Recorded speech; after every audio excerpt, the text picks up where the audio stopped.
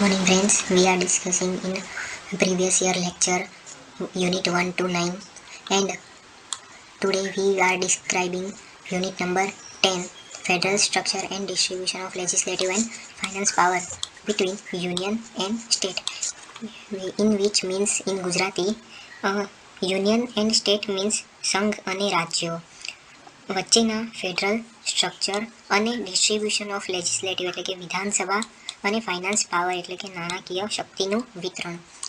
તો mainly 6 types of contexts we are describing in this unit number 10. First one is federal system. Second one is a federal features of a federal government.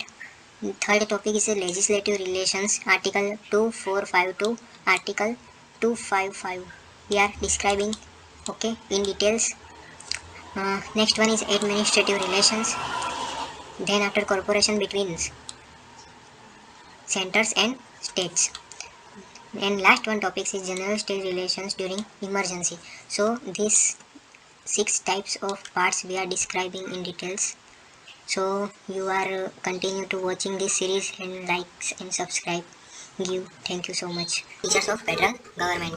Okay, તો એમાં શું કહેવા માંગે છે કે જોઈએ તો આમાં સરકારના જે છે બરાબર, દેશમાં એ સરકારની 2 સ્તરો છે બરાબર, 2 levels of government in the country બરાબર. તો પરંતુ ત્યાં અથવા તો એમાં એવું કહે છે કે ટૂંકમાં દેશમાં જે 3 સરકાર હોય છે બરાબર, તેમાં 2 સ્તરો છે, તેના કરતાં પણ વધુ સરકાર હોઈ શકે છે બરાબર, પરંતુ સમગ્ર શક્તિ જે છે એ એક ગવર્મેન્ટ સાથે કેન્દ્રિત નથી બરાબર. નેક્સ્ટ શું કહે છે કે ગવર્મેન્ટ જે સરકાર છે બરાબર, એ દરેક સ્તરે કાયદા ઘડવાની અને આ કાયદાઓને અમલમાં મૂકવાની ચોક્કસ શક્તિ હોય છે બરાબર, સરકારને મળેલી જ હોય છે બરાબર. સરકાર બંનેના અધિકાર ક્ષેત્રમાં સ્પષ્ટપણે ચિહ્નિત થયેલ હશે એવું નથી બરાબર. એવું નહીં બને કે સરકારો ફક્ત ફિગ હેડ સરકાર હોય બરાબર, ફિગ હેડ સરકાર હોય એવું નથી. બીજી મહત્વની લાક્ષણિકતા એ છે કે બંધારણમાં સરકારની આ સંઘીય પ્રણાલી એટલે કે ફેડરલ સિસ્ટમ. ઓકે, તો આ જે સંઘીય પ્રણાલીની ખાતરી હોવી જોઈએ બરાબર, જેનો અર્થ એવો થાય છે કે બંને અથવા બધી સરકારની સત્તાઓ અને ફરજોને તે દેશના બંધારણમાં સૂચિબદ્ધ કરવી આવશ્યક છે બરાબર. નેક્સ્ટ શું કહે છે કે એટલે કે ટૂંકમાં એનો સૂચિબદ્ધ હોવો જોઈએ, એટલે કે ભાઈ મેન્શન કરેલું હોવું જોઈએ બરાબર. નેક્સ્ટ જોઈએ તો કે બંધારણની મહત્વપૂર્ણ અને આવશ્યક જોગવાઈઓમાં એક પક્ષી ફેરફાર અથવા સુધારા કરી શકે નહીં. ઓકે, સુધારા એમાં કંઈ થાય નહીં બરાબર, જે લખેલું છે એ પ્રમાણે જ રહેશે. આવા ફેરફારોને સરકાર તમામ સ્તરો દ્વારા માન્ય થવું જોઈએ બરાબર. હવે સરકારના 2 સ્તરો જે કહેવાય 2 levels of government બરાબર, 2 સ્તરો અલગ અલગ અધિકાર ક્ષેત્રો અથવા બંને અલગ અલગ ફરજો સાથે છે. Okay, separate jurisdictions and separate duties બરાબર. 2 સ્તરો અલગ અલગ અધિકાર ક્ષેત્રો અને અલગ અલગ ફરજો સાથે છે, તેમ છતાં હજી પણ એવી સંભાવના છે કે દરેક સરકારો વચ્ચે વિવાદ સર્જાય. અદાલતો પાસે આવી પરિસ્થિતિઓમાં દાખલ કરવાની અને ઠરાવ સુધી પહોંચવાની શક્તિ હોવી આવશ્યક છે. આમ નેક્સ્ટ જોઈએ તો શું કહે છે કે આમાં કે સરકારના બંને સ્તરે પોતાની સ્વાયત્ત મહેસૂલ પ્રવાહ એટલે શું કે રેવન્યુ શેરિંગ બરાબર, મહેસૂલ પ્રવાહ હોવા જોઈએ. જો કે આવી કોઈ સરકાર કાર્યો કરવા માટે ભંડોળ માટે બીજી પર નિર્ભર છે, એટલે કે જે રેવન્યુ જે શેરિંગ છે બરાબર એ પોતાના હોવા જોઈએ બરાબર, પરંતુ આવું નથી, એ કોઈ બીજા ઉપર નિર્ભર છે. તો તે ખરેખર વાસ્તવિક સ્વભાવમાં જોવા જઈએ તો એવું નથી બરાબર. રિલેશન જે આર્ટિકલ 245 થી 255 સુધી, એટલે કે એક્ઝામ અગર પૂછી શકાય 245 થી 255 સમજાવો તો લેજિસ્લેટિવ રિલેશન. ઓકે, તો સવાલ કંઈક આવું પણ હોઈ શકે છે કે ભાઈ ફેડરલ સિસ્ટમ જણાવો અને તેના 3 પ્રકારો જણાવો અને લખો બરાબર. તો તમે 3 પ્રકારોમાં શું લેજિસ્લેટિવ રિલેશન, એડમિનિસ્ટ્રેટિવ રિલેશન્સ અને ફાઇનાન્શિયલ રિલેશન બરાબર. તો તમને આર્ટિકલ્સ તો યાદ રાખવા પડશે બરાબર, ઇમ્પોર્ટન્ટ છે. એક ટાઈમે તમે ઇસ્યુશન આવે એ ના લખી શકો તો કંઈ વાંધો નથી બરાબર, યાદ હોય તો લખવાનું જ. ઓકે, તો નેક્સ્ટ જોઈ લઈએ શું કહે છે કે બંધારણની જે કલમ છે આર્ટિકલ 245 થી 255 જે પાર્ટ XI ના બંધારણના કેન્દ્ર અને રાજ્યો વચ્ચેના કાયદાકીય સંબંધોના જુદા જુદા પાસાઓ સાથે સંબંધિત છે બરાબર. તો આમાં સામેલ પાર્લિયામેન્ટ એટલે કે જે સંસદ છે એ રાજ્યોની વિધાનસભાઓ દ્વારા પ્રાદેશિક અધિકાર ક્ષેત્ર છે બરાબર એનું. નેક્સ્ટ શું કહે છે કે કાયદાઓનું લેજિસ્લેટિવ સબ્જેક્ટનું ડિસ્ટ્રીબ્યુશન બરાબર, એટલે કે વિતરણ. નેક્સ્ટ શું છે કે રાજ્યની સૂચિઓમાં કેન્દ્રના બાબતમાં સંદર્ભે કાયદા બનાવવાની સંસદ શક્તિ બરાબર. નેક્સ્ટ શું કહે છે કે ભાઈ કેન્દ્રનું નિયંત્રણ રાજ્યમાં કાયદો હોવો જોઈએ બરાબર, કેન્દ્રનું નિયંત્રણ હોવું જોઈએ બરાબર. જોકે જોઈએ તો બંધારણની ખાસ 7મી સૂચિમાં કેન્દ્ર અને રાજ્યો વચ્ચે કાયદાકીય સત્તાઓના વિતરણની જોગવાઈ તો છે જ બરાબર. ધારાસભ્યોના વિષયોમાં આવા વહેંચાયેલા છે, કંઈક લેજિસ્લેટિવ સબ્જેક્ટ કંઈક આવા વહેંચાયેલા છે કે ભાઈ પહેલામાં જે છે એ સંઘની સૂચિ હોવી જોઈએ. નેક્સ્ટમાં શું કહે છે કે સમકાલીન સૂચિ હોવી જોઈએ બરાબર. કોણ કરંટ લિસ્ટ, બરાબર. લિસ્ટ 3માં શું છે તો રાજ્યની એમાં સૂચિ હોવી જોઈએ, બરાબર. નેક્સ્ટ એવું કહે છે કે હાલમાં જે સંઘની સૂચિમાં કહેવાય એમાં કુલ મળીને 100 સબ્જેક્ટ એટલે વિષયો છે, પરંતુ અને એમાં જોઈએ તો જો કે વિદેશી બાબતો, બરાબર, કે આવ્યો ફોરેન અફેર્સ, વિદેશી બાબતો, સંરક્ષણ જેવા વિદેશી બાબતો સંરક્ષણ જેવા વિષયો સામેલ છે. રેલવે, ટપાલ સેવાઓ, બેન્કિંગ, અણુ ઉર્જા, બરાબર, ઓટોમેટિક એનર્જી વગેરે બધું એમાં સંદેશા વ્યવહાર વગેરે જેવું જોવા જઈએ તો બધું એમાં સામેલ તો છે જ, બરાબર. એવું કહે છે નેક્સ્ટ કે ભાઈ 21 જેટલા હાલમાં જોઈએ તો 21 જેટલા વિષયો છે, બરાબર, રાજ્યની સૂચિમાં, ક્યાં સ્ટેટ લિસ્ટમાં. આ સૂચિઓમાં શું ઇન્ક્લુડ છે તો કે police, public order, railway, health, agriculture, local government, drinking water facilities, બરાબર, આ બધાની ફેસિલિટી જે છે એમાં સામેલ છે, બરાબર. નેક્સ્ટ જોઈએ તો એમાં શું કહે છે કે ભાઈ 52 જેટલા વિષયો છે હાલમાં સમકાલીન, બરાબર. એટલે પહેલાં કેટલા હતા? 100 હતા, પછી 61 થયા. હવે અત્યારની હાલતમાં કેટલા સામેલ છે તો કે અત્યારે હાલતમાં 52 જેટલા સબ્જેક્ટ એમાં કરંટ લિસ્ટમાં છે, બરાબર. આ યાદીમાં શું શું છે તો એમાં એજ્યુકેશન એટલે ભણતર છે, બરાબર. પછી શું છે? ફોરેસ્ટ એટલે જંગલો છે. પ્રોટેક્શન એટલે કે શું છે? જંગલોનું સંરક્ષણ છે, બરાબર. Sorry, protection of wild animals એટલે કે જે આપણે કહેવાય જંગલી પ્રાણીઓ, બરાબર, એનું પ્રોટેક્શન વિશે લખેલું છે, બરાબર. પછી નેક્સ્ટ જોઈએ તો બર્ડ એટલે પક્ષીઓ, ઇલેક્ટ્રિસિટી, લેબર વેલફેર એટલે કે વીજળી મજૂર કલ્યાણ.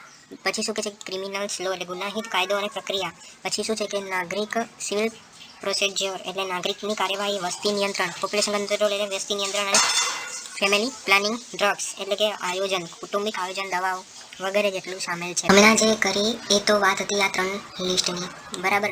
નેક્સ્ટ હવે આર્ટિકલ જે છે આપણે ભણીએ છીએ 245, તો એ શું છે તો કે ઇન આર્ટિકલ 245 એટલે કે આ જે આર્ટિકલ જે 245 છે એમાં એવું કેન્દ્રને સત્તા આપે છે કે તેઓ તેમની એક્ઝિક્યુટિવ પાવરની જે સ્વાયત્ત સંદર્ભમાં જે ચોક્કસ કિસ્સામાં રાજ્યોને તેને નિર્દેશન આપે છે. Okay, article 245. ઓકે, તો એવું કહે છે કે અને જે આર્ટિકલ 246 છે એ એવું કહે છે કે 7મી સૂચિના એટલે કે જે લિસ્ટેડ 2 and 3, ઓકે, આ થોડું મિસ્ટેક છે મારે, બરાબર. લિસ્ટ 2 and 3 જે 7th શેડ્યુલ જે છે 7મી સૂચિમાં ઉલ્લેખન કોઈપણ વિષય બાબતોના સંદર્ભમાં કાયદા બનાવવાની વિશિષ્ટ સત્તા એ કોને આપે છે તો કે સંસદને આપે છે. ઓકે, પાર્લિયામેન્ટને આપે છે, બરાબર. નેક્સ્ટ છે કે આર્ટિકલ જે 247 એટલે સંઘની સૂચિમાં એવું કહેવામાં આવ્યું છે કે તેના વધારાની અદાલતોને સ્થાપવાની સત્તાને સોંપે છે, બરાબર. વધારે અદાલત બનાવવાનો ટૂંકમાં, એટલે કોઈ પણ મેટર હોય તો એને જલ્દી સોલ્યુશન લાવી શકે. ઓકે, નેક્સ્ટ શું કહે છે?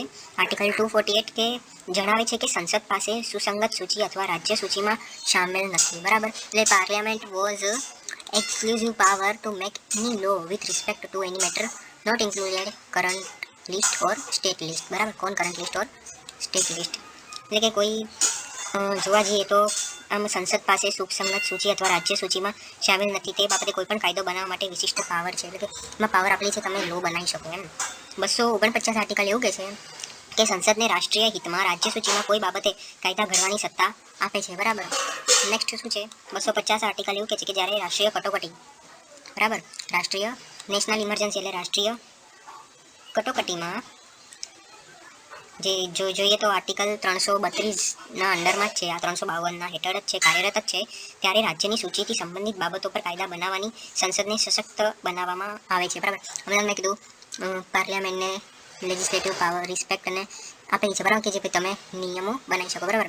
નેક્સ્ટ શું કહે છે કે under article 252 parliament is empower એટલે કે શું કહે છે કે 252 હેઠળ સંસદને તેમની સંમતિથી 2 કે તેથી વધુ રાજ્યો માટે કાયદો બનાવવાની સત્તા આપવામાં આવી છે. નેક્સ્ટ છે એડમિનિસ્ટ્રેટિવ રિલેશન. હમણાં આપણે જોઈ ગયા ફેડરલ સિસ્ટમમાં બીજો પ્રકાર છે, બરાબર, કયો છે? Administrative relation. ઓકે, તો એમાં આર્ટિકલ 256 થી 263. ઓકે, તો ચલો જોઈએ શું કહે છે. આર્ટિકલ જે 256 થી 263 જે કેન્દ્ર અને રાજ્યો વચ્ચેના વહીવટી સંબંધો relation between the centre and state, okay, centre અને સ્ટેટ સુધી તે સંબંધિત છે. નેક્સ્ટ શું કહે છે કે જે આર્ટિકલ 256 જે છે એ જણાવે છે કે સંસદ દ્વારા બનાવવામાં આવેલ કાયદાઓનું પાલન સુનિશ્ચિત કરવા માટે દરેક રાજ્યની કારોબારી શક્તિઓનો ઉપયોગ કરવામાં આવશે. જો લખ્યું છે power of every state shall be exited as a sure compliance with the laws made by the parliament and existing law which apply in that state. The executive power is a union shall extend to a given such direction to state may appearance to the government of India necessary for the purpose. એટલે કે તેઓ જે રાજ્યની કારોબારી શક્તિઓનો ઉપયોગ કરવામાં આવશે અને તે રાજ્યોમાં લાગુ પાડેલા કોઈપણ કાયદાના કોઈપણ હાલના કાયદા અને સંઘની કારોબારી શક્તિ આપવાની કામગીરીમાં વધારો કરશે. રાજ્ય સરકારે આવી દિશા નિર્દેશો તે હેતુ માટે જરૂરી હોવા માટે ભારત સરકારને તે લાગે છે. ઓકે, રિલેશન અને હમણાં આપણે ભણી ગયા આર્ટિકલ જે લેજિસ્લેટિવ રિલેશન, આ બંનેના વચ્ચે કોમન ટોપિક કોર્પોરેશન કે છે, બરાબર, કે ભાઈ સેન્ટર અને સ્ટેટ વચ્ચેનો જે સહકાર છે એ શું છે, બરાબર. તો 2-3 મુદ્દા છે તે જાણી લઈએ, બરાબર. અગર પૂછાય તો તમને તો ખાલી ફેડરલ સિસ્ટમના રિલેટેડ આ 3 જ વસ્તુ લખવાની છે: એડમિનિસ્ટ્રેટિવ રિલેશન, લેજિસ્લેટિવ રિલેશન અને ફાઇનાન્શિયલ રિલેશન્સ, બરાબર. તે હમણાં નેક્સ્ટ જોઈએ. પણ આ કોર્પોરેશન એટલે કે શું છે કે બંનેમાં સહકાર શું છે સેન્ટર અને સ્ટેટ વચ્ચે તે જોઈ લઈએ. તો આ કોન્સ્ટિટ્યુશનના જે નિયમો જે છે, બરોબર, બંધારણના કેન્દ્ર અને રાજ્યો વચ્ચે કોર્પોરેશન અને સંકલનની સલામતીની જોગવાઈઓ છે, બરાબર. અમદાવાદની વાત કરીએ તો એએમસી છે, અમદાવાદ મ્યુનિસિપલ કોર્પોરેશન, બરાબર. તો સેન્ટર અને સ્ટેટ વચ્ચે શું છે એ જોઈ લઈએ. આ તો ખાલી પર્ટિક્યુલર ગામડાનું ઉદાહરણ આપ્યું, બરાબર.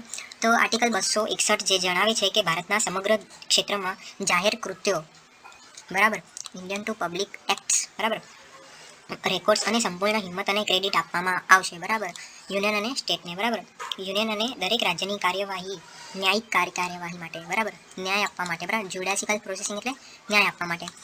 આર્ટિકલ જે 262 છે એ મુજબ સંસદ કાયદા દ્વારા કોઈ પણ આંતરરાજ્ય નદી, એટલે કે જો શું કહે છે કે આંતરરાજ્ય નદી એટલે કે રાજ્ય અને જે ગામડું કહેવાય, બરાબર, એના વચ્ચે જે નદી આવશે, બરાબર, તો આ નદીમાં પાણીનું વપરાશ, વિતરણ અથવા નિયંત્રણના સંદર્ભમાં કોઈ પણ વિવાદ અથવા ફરિયાદ એ ચુકાદાની જોગવાઈ કરે છે, બરાબર. કોઈ અંદર લડે છે, બરાબર, ઇન્ટરસ્ટેટ રિવલ્સ વિલે એટલે ખીણ કહેવાય ને આપણે, એ પ્રમાણે તો એનો ચુકાદો આપવામાં આવશે, બરાબર.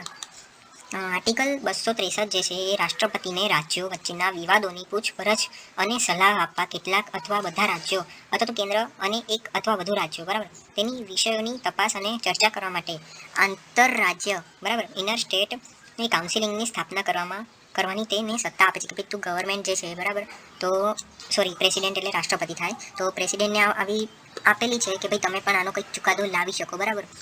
નેક્સ્ટ શું કહે છે કે એ પર આર્ટિકલ 307 એવું કહે છે કે સંસદ કાયદા દ્વારા આવા અધિકારોની નિમણૂક કરી શકે છે, કારણ કે તે આંતરરાષ્ટ્રીય વેપાર, કઈ ગયું, freedom of trades and commerce એટલે કે આંતરરાષ્ટ્રીય વેપાર અને વાણિજ્યની સ્વતંત્રતાને લાગતી બંધારણીય જોગવાઈનું તે હેતુનું પાલન કરવા માટે તે યોગ્ય માને છે. કોને? તો કે પ્રેસિડેન્ટને. ઓકે, કોણ માને છે? તો કે પાર્લિયામેન્ટ. ઓકે, આપણો ટોપિક છે centre state relation during emergency. Okay, તો રિલેશન શું છે સેન્ટર અને સ્ટેટના? તો 3 જ છે મુદ્દા, બરાબર. During national emergency under article 352 3 પ્રકારની ઇમરજન્સી હોય છે: national emergency, state emergency and financial emergency. Okay, તો જે નેશનલ ઇમરજન્સી છે એ અંડર આર્ટિકલ 352 ના રિલેટેડ લાગે છે. સ્ટેટ ઇમરજન્સી છે જે under article 356. Okay, next financial emergency under article 360. Simple આ આર્ટિકલ યાદ રાખવાની જરૂર નહીં. પહેલા આવશે 352. ઓકે, 352 એમાંથી +4 કરો. કેટલા? +4 કરો એટલે કેટલા થશે? 356 થશે. ઓકે, યાદ રહી ગયું. ઓકે, નેક્સ્ટ પ્લસ ફરીથી +4 કરો એટલે કેટલા થશે? 360 થઈ ગયું.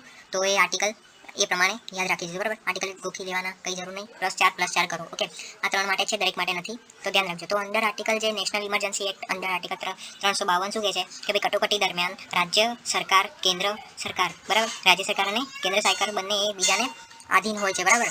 તો શું કહે છે કે રાજ્યના તમામ કારોબારી કાર્યો સરકારના નિયંત્રણ હેઠળ આવી જાય. યુનિયન ગવર્મેન્ટ એટલે કેન્દ્ર સરકાર. ઓકે, કેન્દ્ર સરકારના નિયંત્રણ હેઠળ આવી જાય છે. નેક્સ્ટ શું છે કે આર્ટિકલની જે 356 કલમ જે છે સ્ટેટ ઇમરજન્સી, બરાબર. તો એ શું કહે છે કે રાષ્ટ્રપતિ અથવા રાજ્યના અધિકારો દ્વારા રાજ્યના સત્તાધિકાર દ્વારા નિયુક્ત અથવા ઉપયોગમાં લેવાતા તમામ સત્તાઓ કે જે રાજ્ય સરકારના તમામ અથવા કોઈપણ કાર્યોને રાષ્ટ્રપતિ પોતાની જાતને માની શકે છે. એટલે કે આના રિલેટેડ ડિટેલમાં આપણે જોઈશું. આઈ થિંક 30 નંબરનો જે ચેપ્ટર છે, બરાબર, તો એ આખા નેશનલ ઇમરજન્સીના રિલેટેડ જ છે, ઇમરજન્સીના રિલેટેડ જ છે. ઓકે, તો તેમાં જોઈ લઈશું, પણ આ ખાલી ઓવરવ્યૂ છે. નેક્સ્ટ ફાઇનાન્શિયલ ઇમરજન્સી શું કહે છે કે 360 હેઠળ એવું કહે છે કે આર્થિક સમૃદ્ધિઓની એવી કેનોનોનું નિર્દેશન કરે છે, બરાબર, કે જે નિર્દેશ કરવામાં આવેલ હોય છે, બરાબર. તો તે આપણા હેતુઓ માટે તે પર્યાપ્ત છે. એટલે શું કહે છે કે ભાઈ નેશનલ ફાઇનાન્શિયલ ઇમરજન્સી છે એ નાણાં એટલે આપણે કહેવાય ને પૈસાના રિલેટેડ કંઈ પ્રોબ્લેમ આવી હોય, બરાબર, કેટલા પ્રકારનો પૈસાનો યુઝ કરો છે, ક્યાંથી પૈસો લાવવાનો છે, બરાબર.